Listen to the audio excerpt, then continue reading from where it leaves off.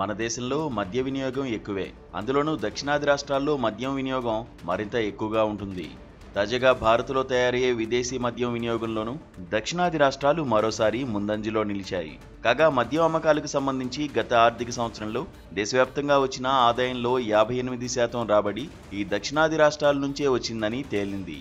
అయితే దేశవ్యాప్తంగా విస్కీ వినియోగంలో టాప్ ఎవరో తెలుసా? మనమైతే కాదండోయ్.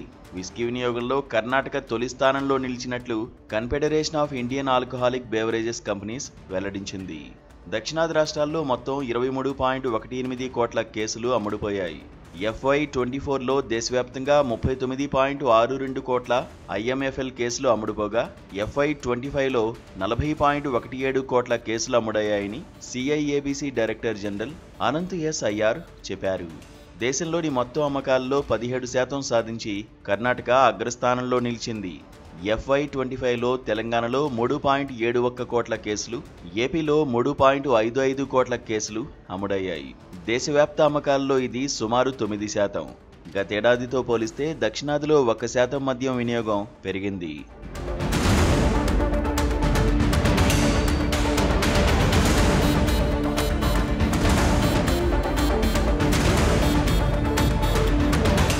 దేశంలోని మొత్తం అమ్మకాల్లో ఉత్తర భారతం 20% సాధించింది.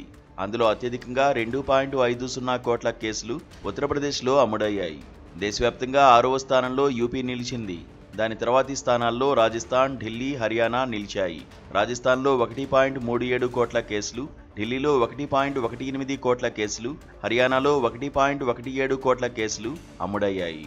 ఉత్తర భారతం కూడా FY25లో IMFL అమ్మకాల్లో 1% వృద్ధి సాధించింది.